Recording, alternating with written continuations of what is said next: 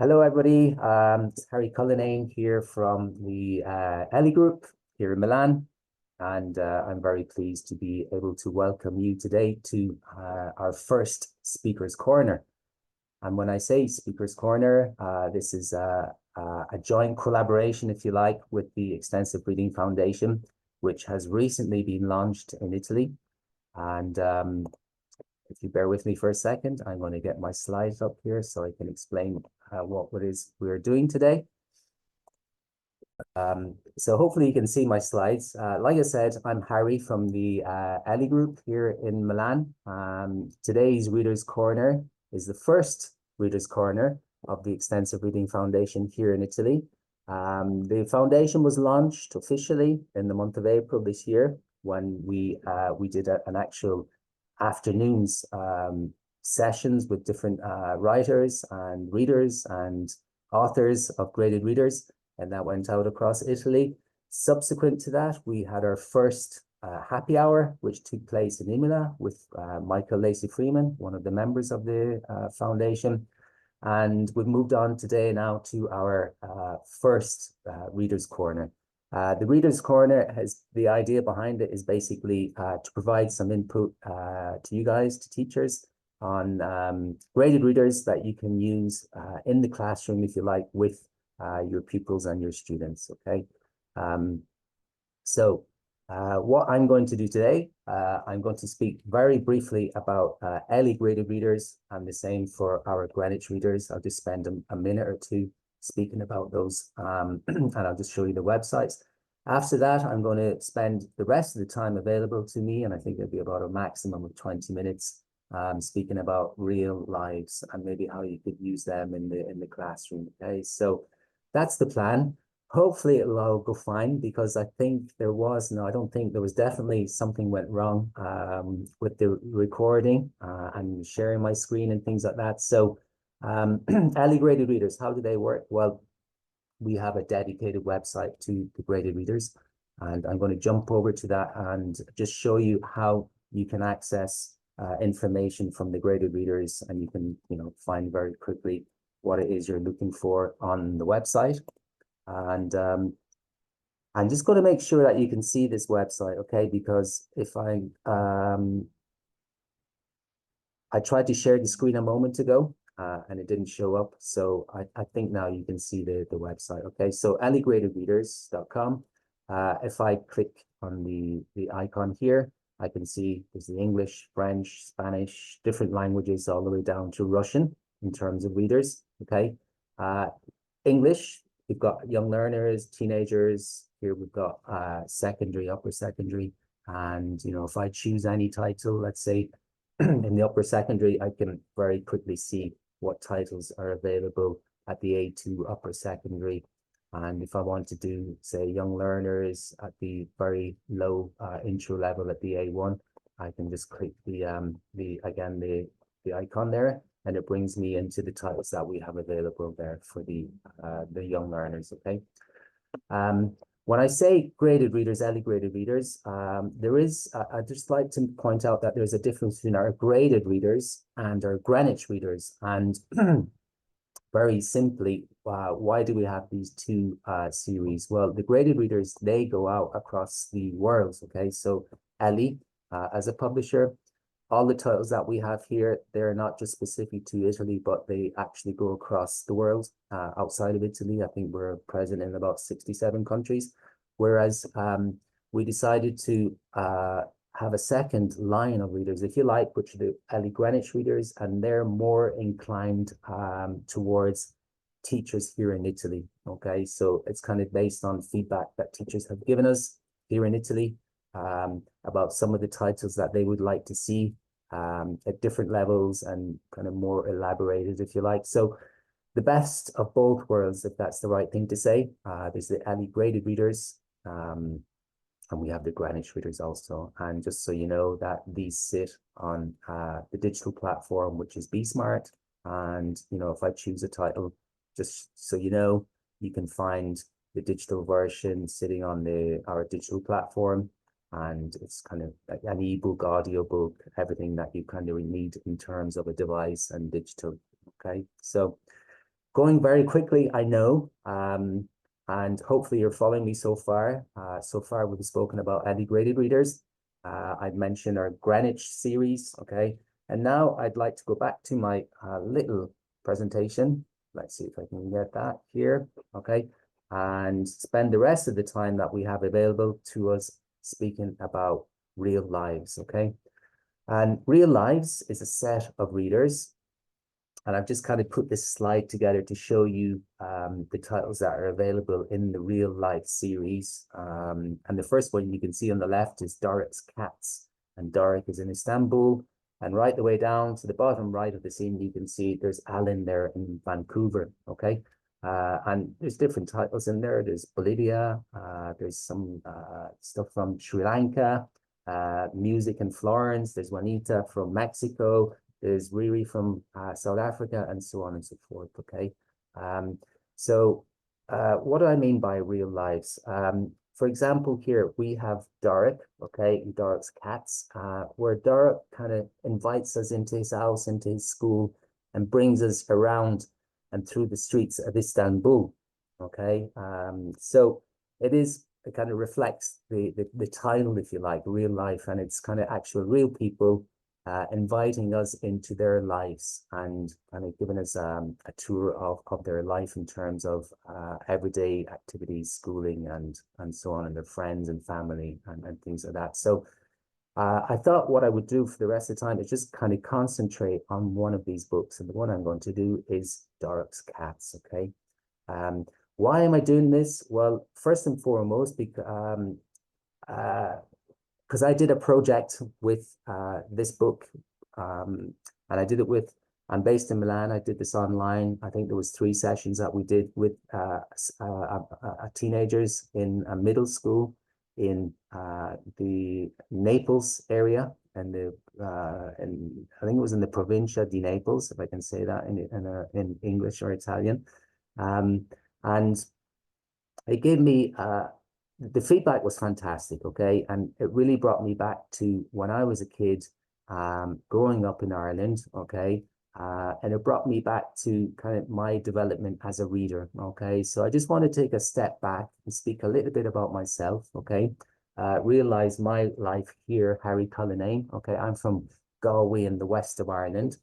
And this bookshop here at Eason's was just around the corner from the primary school that I attended in Galway, okay? And you know, it's a sunny day today here in Milan, but if you can, you know, transport yourself to Ireland, the west of Ireland, the school year, the academic year, quite dark at 4:30, wet and windy.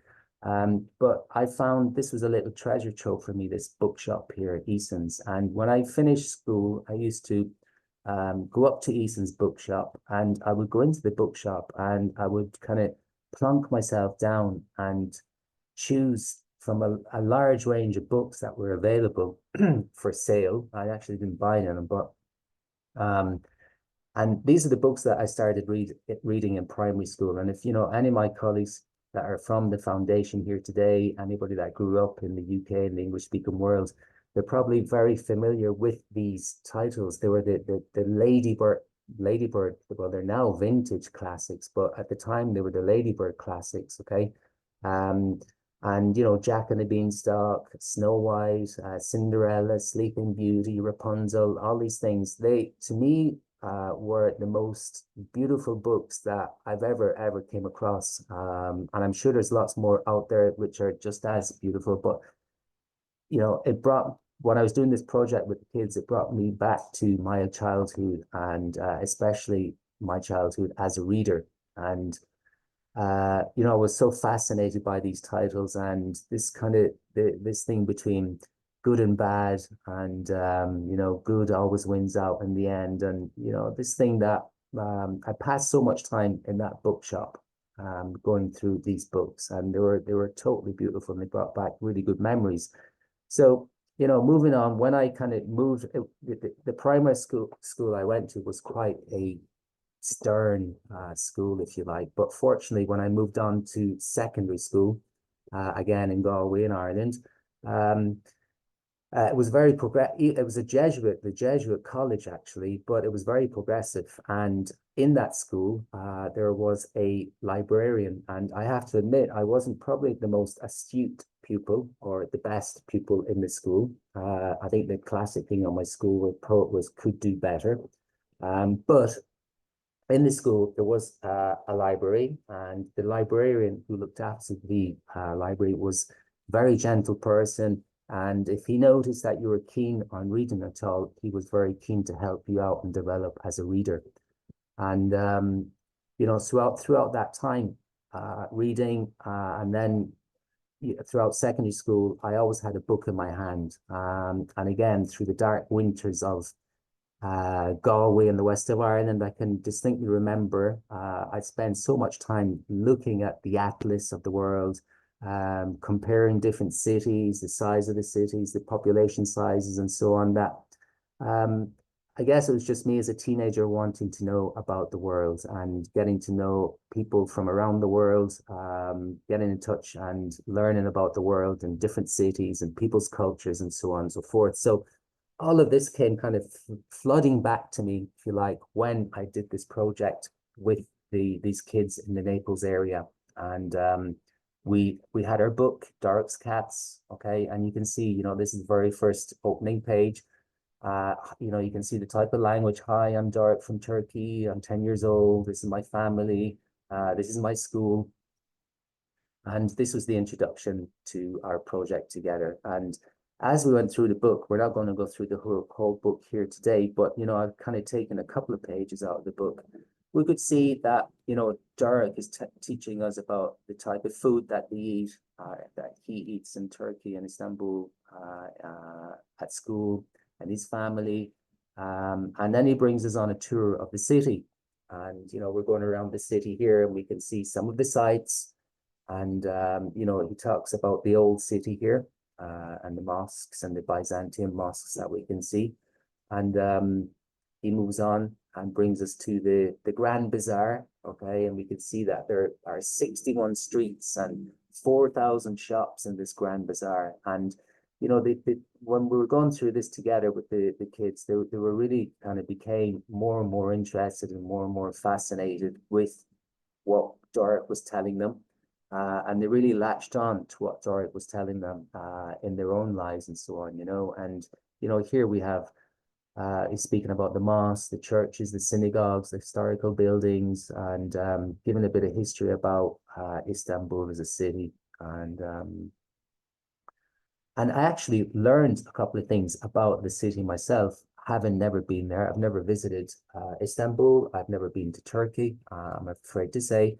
But here we can see that the Galata Bridge, he tells us, Dorrit tells us that this is where the name of the game, the card game Bridge, got its name from. And I went and checked this on Wikipedia, and the description that Wikipedia gives is that during I don't know if it was the First World War or an Ottoman Empire war, whatever it was, but during this conflict, the soldiers from the two opposing sides used to meet on the bridge, and they play cards and they play card games. And the card game that we know today, which is called Bridge, was developed and evolved supposedly on this bridge here in Istanbul called the Galata Bridge.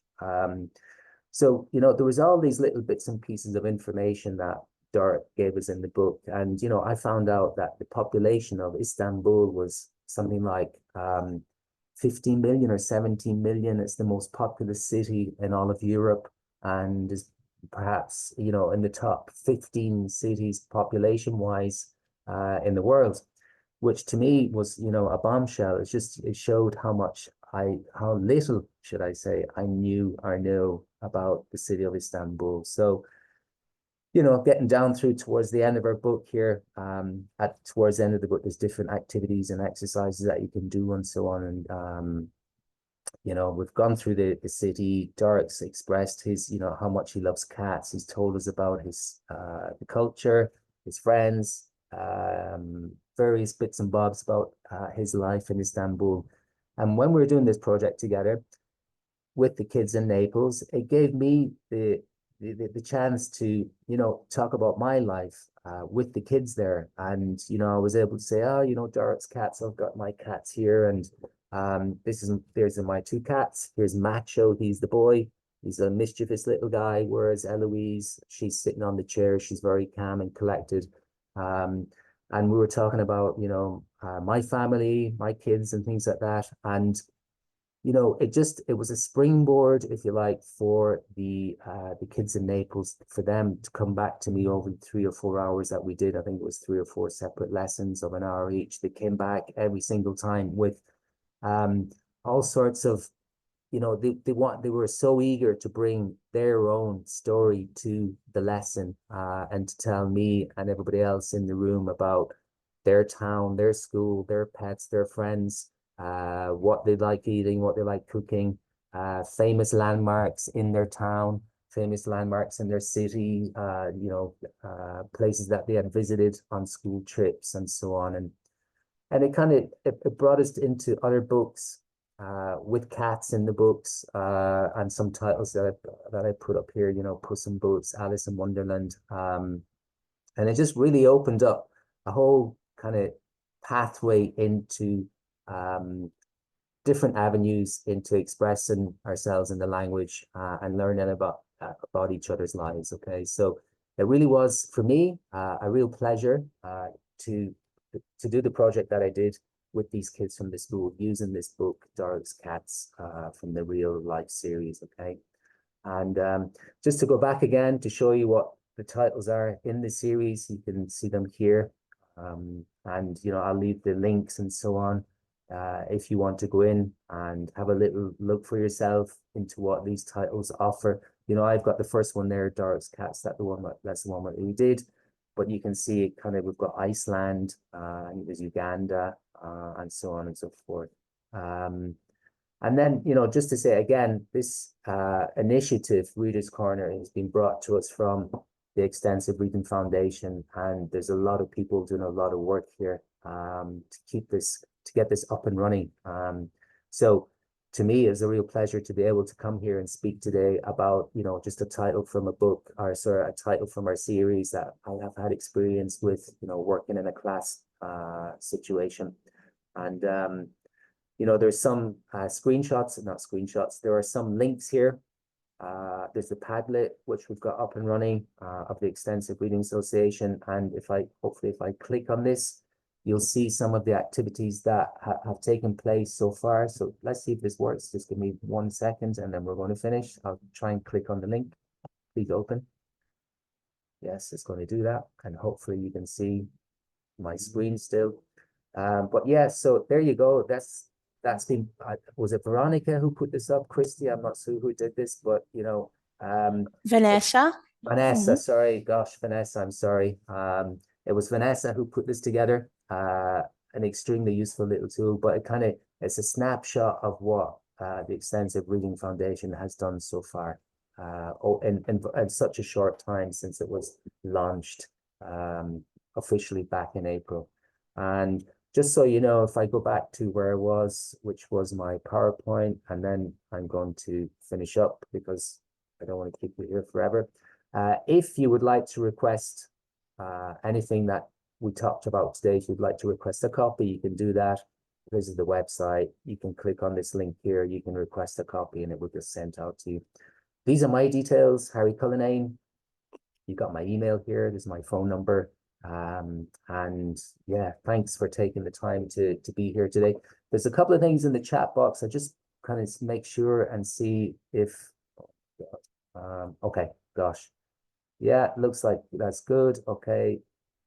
I've got loads of ladybirds that I bought for my daughter, Chris, man. They're so, yeah, great memories of those books, really, really, really, really. So just gone down through there. And okay, so I've gone through the chat box. Everything's under control. I think we can stop the recording. There are further, let's call them issues of Reader's Corner coming up. So please look out for those. And again, thank you for taking the time to be here today. Christy, do you want to add anything?